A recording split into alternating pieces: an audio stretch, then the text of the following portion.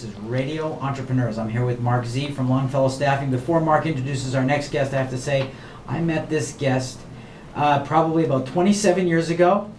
Was involved with a business that she was involved with, and it's because of this person that I know Mark Furman and have had a lifetime of successful litigation as a result of that. And Mark Furman, our legendary Right. reporter. Isn't that what I said?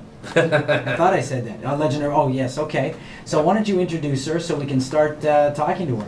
Well, Ellie Anbinder is the founder of Art Because Breast Cancer Foundation, and Ellie is not only a well-respected business person in the community, but Ellie, tell us about your special cause that you've championed. 21 years ago, I was diagnosed with breast cancer and admitted into a sorority I never wanted to pledge for. I spent about 10 years doing some advocacy work, that was at the very beginning of the breast cancer movement, when everyone was talking about mammograms and talking about figuring out causes.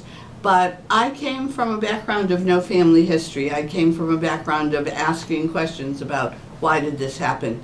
And after 10 years of nobody answering the questions, I finally said to my friend Joyce Krieger, let's start a foundation and figure this out.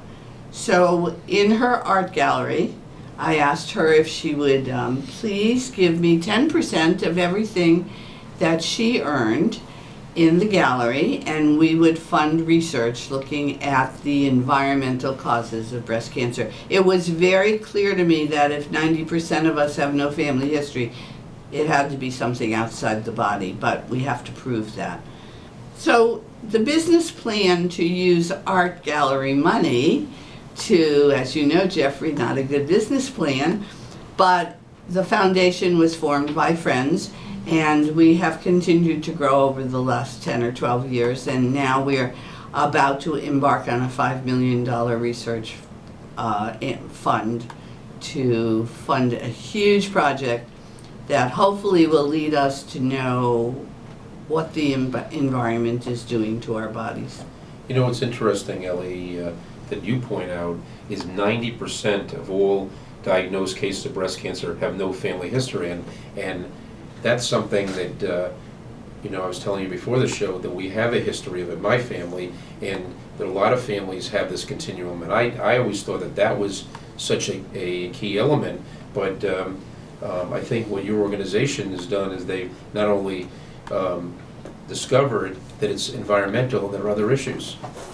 Well, we suspect and we know there are environmental causes that are impacting our bodies, but much like lung cancer, until you have an absolute scientific response, unless you have the biology and you know exactly what's happening, you can't really figure out how to prevent it. So our ultimate goal is of course prevention.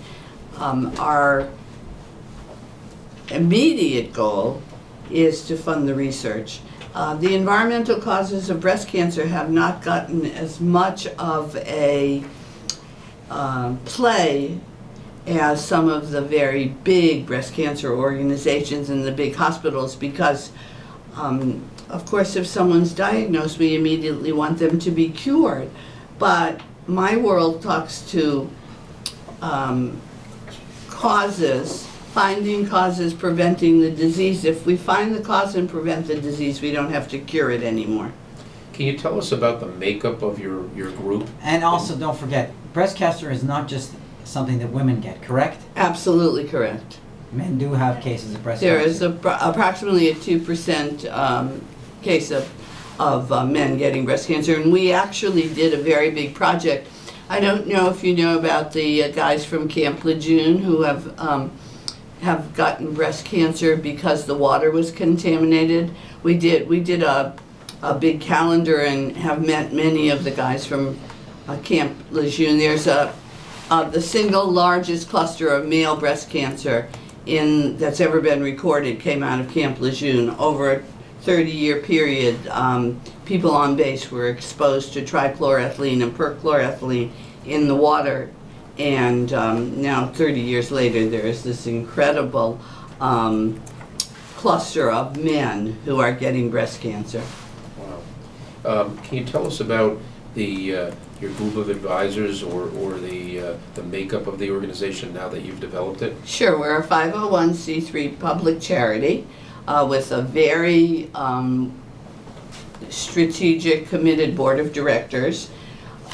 We have a medical advisory board that reviews all of our RFPs that come in. We yearly put out an RFP for scientists to respond. The first 10 years, we gave out monies to young scientists. We started 10 years ago with a $5,000 grant. This year we gave out $60,000. Wow. And overall we've given out about $125,000, which is, I think, impressive for a grassroots organization. But we realized that in order to really get ahead of this problem, we really have to do something bigger. So we've put together a consortium of scientists from Harvard, BU, and Tufts, each doing some part of the problem. And we hope that we will be funding them. Their project will be a 3-year project. It's a $4.5 million project. And at the end of it, they will either have something that we know we can hold on to that's a way to prevent the disease, or they won't, but they will know what doesn't work and what does work. We are reminding our listeners that we're talking to Ellie Anbinder, founder of Art Because Breast Cancer Foundation, and we are radio entrepreneurs. Now, Ellie, you've always been an organizational starter. You've been an entrepreneur for a very long time. Do you want to talk to us a little bit about your history? Oh my goodness, Jeffrey, you didn't tell me you were going to ask me that. Well, that's what this show's about. This show's about entrepreneurs, and you're actually a serial entrepreneur. I am a bit of a serial. At your peak, I think you had 15 little independent little businesses that you were working. Well, this is true, and that's a lot, and that's how we met. I was very much interested, well, I'm a natural talker, you might have observed that. And talking is not something that's unusual to me. I enjoy it. People are not unusual to me. One of the businesses that I had, the one that Jeffrey is talking about, was a company called the Business Group, and this was in 1981, so this was before everybody had networking groups.